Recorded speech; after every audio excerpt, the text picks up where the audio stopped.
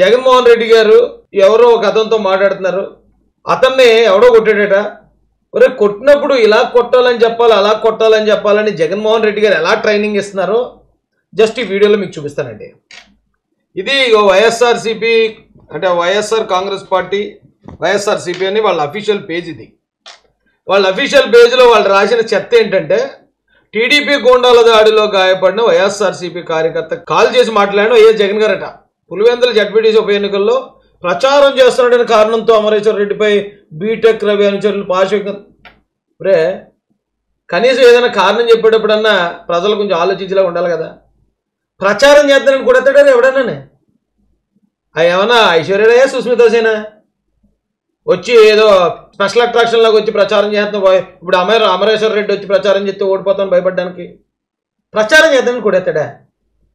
ఎవడన్నా నమ్మే మాటలు చెప్పండి రా బావా. అయితే మీరు జాగ్రత్తగా గమనించండి. ఈ వీడియోలో మీకు 2 పాయింట్లు ప్రూవ్ చేస్తాను. ఒకటి, అతను వైఎస్ఆర్సీపీ కార్యకర్త కాదు. రెండోది, అతన్ని కొట్టిన దానికి జగన్ ఏమని చెప్పమని ట్రైనింగ్ ఇస్తున్నాడో ఇందులో ఉంది, మీరు చూపిస్తాను. వాళ్ళే పెట్టుకుంటారని మళ్ళీ ఆ దరిద్రం అంతానే. ఆ దరిద్రం అంతా వాళ్ళే పెట్టుకుని మేము ఎదవలం అని ఎదవలు అయిపోతారు అంతే వైసీపీ వాళ్ళు. ఒకసారి ఇది వినిపిస్తాను చూడండి. ఒక 3-4 నిమిషాలు నేను పోలమనుకుని ఉన్నాను. విపరీతంగా ఒళ్ళంతా కొట్టేశారు సార్ కట్టెలతో. సార్ అది సార్ రాడ్లు లేదు సార్, ఓన్లీ కట్టెలు సార్. అన్ని సాకి స్టిక్స్. ఇప్పుడు దెబ్బలు తిన్నోడు తెలుసు కదా దేంతో కొట్టారో, దేంతో దెబ్బలు తిన్నాడో.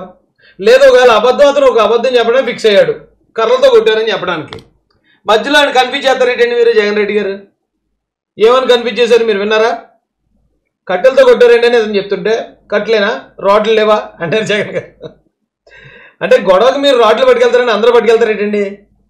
ఎప్పుడైతే జగన్మోహన్ రెడ్డి గారు కట్టెలు అని చెప్పకరా, రాడ్లు అని చెప్పరా, రాడ్లు అంటే ఇంకా బలంగా ఉంటుంది కేసు అని పాపం జగన్మోహన్ రెడ్డి గారు మనోడికి చెప్తున్నారు. ఇది కొత్త ఆర్టిస్ట్ అనుకుంటా, క్యాచ్ చేయలేకపోతున్నాడు.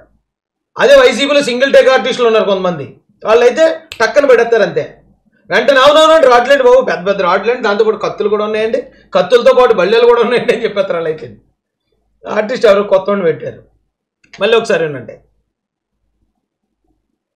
ఒక 3-4 నిమిషాలు నేను పోలమనుకుని ఉన్నాను.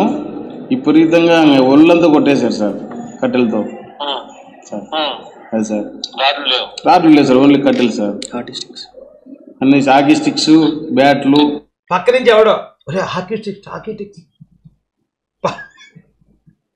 ఏమండి, అసలు మన ఆంధ్రప్రదేశ్లో హాకీ ఆడతారా? హాకీ స్టిక్లు ఎవరింటి దగ్గర పడితే వాళ్ళ ఇంటి దగ్గర ఉంటాయా? అసలు సినిమాల్లో ఏదో స్టైల్గా ఉంటుందని హాకీ స్టిక్ పెడతారు తప్ప ఎవరి ఇళ్లల్లో కూడా హాకీ స్టిక్లు ఉండవు. హాకీ స్టిక్ ఎవరి దగ్గర ఉంటుంది? ఆ పక్కనోడు ఎవడో చెప్పాడు, బుద్ధి లేనాడు, హాకీ స్టిక్లతో కుట్టారని చెప్పాను. ఇది అన్నీ అదే హాకీ స్టిక్లతో కుట్టారండి అంటున్నాడు.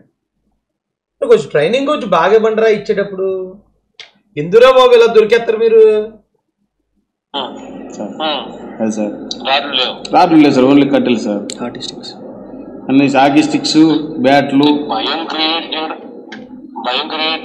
ఇంకా హాకీ స్టిక్స్ అని మనోడికి అందుకని ఇంకా హాకీ స్టిక్స్, బ్యాట్లు, వికెట్లు, గ్లౌజులు, ప్యాడ్లు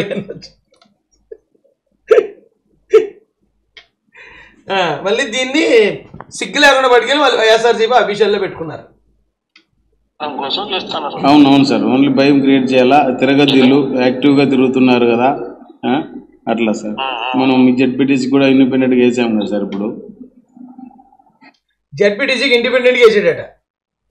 వీడు వైసీపీ కార్యకర్త అయితే వైసీపీ నుంచి కదా పోటీ అటు వైసీపీ నుంచి కదా పోటీ చేయాలి, అటు ఇండిపెండెంట్కి ఎందుకు వేసాడండి? పైన మళ్ళీ ఏం రాశారు చూడండి, టీడీపీ గూండాల దాడిలో గాయపడిన వైఎస్ఆర్సీపీ కార్యకర్త. ఎందుకురా ఈ దరిద్రం? బతికిన కొన్ని రోజులన్నా కొంచెం నిజాయితీ బతకొచ్చు కదా. ఇలా ఏదో పనులు చేస్తారు, ఏదో తప్పుడు ఆరోపణలు వక్రీకరణ చేస్తారు. అది ఆధారాలతో పాటు మళ్ళీ మీరే పెట్టుకుంటారు దాన్ని. ఇదేం దరిద్రం నాకు అర్థం కాదు. అసలు వైసీపీ కూడా కాదట. అంటే ఒకవేళ అక్కడ ఏదైనా చిన్న చిన్న గొడవ ఉంటుంది, ఒకరాడు ఎవడో గొడవైంది కదా, ఎవరెవరో కొట్టుకున్నారు కదా అని అంటే ఎలా తీసిరండి, నాకు ఫోన్ చేయించండి, నేను మాట్లాడేస్తాను.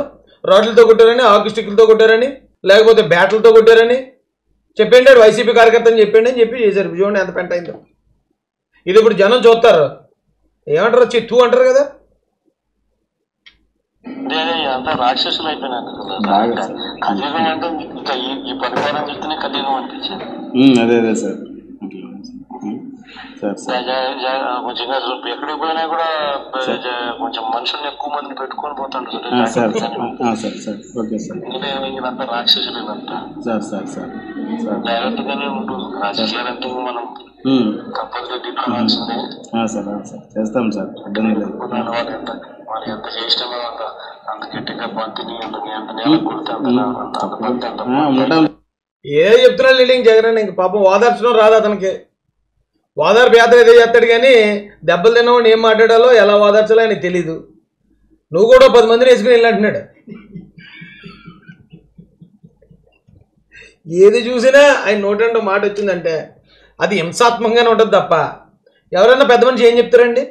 గొడవ అయిందని ఎలా కొట్టరంటే నువ్వు అర్జెంటుగా పోలీస్ స్టేషన్కి వెళ్ళి కంప్లైంట్ చేయి, చట్టపరంగా ఆ తప్పు చేసినట్టు సంగతి మనం చూద్దామంటారా? లేకపోతే నువ్వు కూడా ఈసారి 10 మందిని వేసుకెళ్ళి నువ్వు అగ్గిపేటలు ఎట్టుకెళ్ళి అంటారా?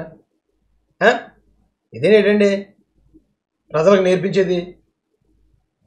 అయితే జగన్ ఇక్కడ ఏమన్నాడు ఏంటండి, రాక్షసులు అటండి. ఎవరండి? టీడీపీ వాళ్ళు, జనసేన వాళ్ళు. నిజమైన రాక్షసులు వైసీపీ వాళ్ళే, కానీ పిచ్చోడు ఎవడన్నా నువ్వు పిచ్చోడు అంటే ఒప్పుకుంటాడా? అయితే జగన్మోహన్ రెడ్డి గారిని ఆల్మోస్ట్ రాక్షసుడు అని చెప్పడానికి ఒక ఆవిడ వచ్చారండి. నాన్న నా ముగ్గురు చంపినట్లు సంతకం చేయాలన్నారు. ఎవరండి? డైరెక్ట్గా సునీత రెడ్డి గారు చెప్తున్నారు. ఇక్కడ చూడండి, నాన్న నా ముగ్గురే చంపినట్లు సంతకం చేయాలన్నారు. లేఖ చదివాక నేను ఒప్పుకోలేదు.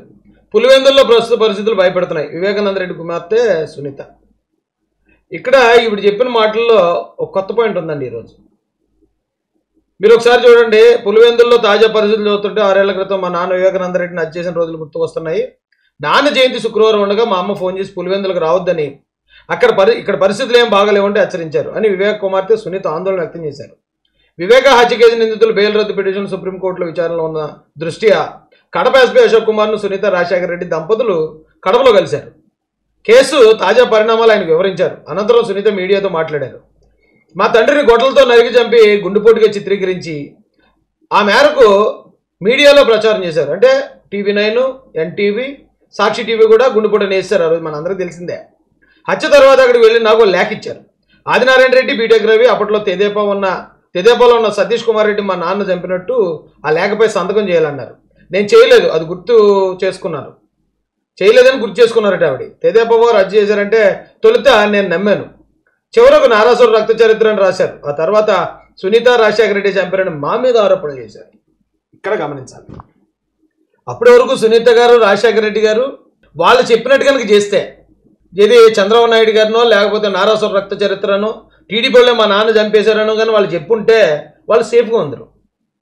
ఎప్పుడైతే సునీత గారు, రాజశేఖర రెడ్డి గారు అరే కాదు ఇది తప్పు, చంపిన వాళ్ళు ఇక వైఎస్ అవినాష్ రెడ్డి లేకపోతే ఏదో సోన్సో రెడ్లు వీళ్ళైతే మనం వాళ్ళని అనకూడదని అన్నారు, ఎదురు తిరిగారని, సరే ఈసారి అయితే నువ్వే చంపావు, మీ ఆయనే చంపారని చెప్పి తిరిగేస్తారు. ఎంత ఘోరం చూడండి.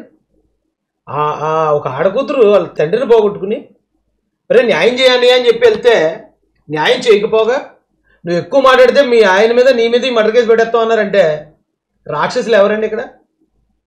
ఇందాక ఆడియోలో విన్నారు కదా, అరే రాక్షసులు అంటే తెలుగుదేశం వాళ్ళు అంటున్నాడు జగన్ అన్న. ఇక్కడ సొంత చెల్లిని భావననే. దాన్ని బట్టి ఆలోచించండి మరి ఎవరు రాక్షసులు, మీకే అర్థమైపోతుంది.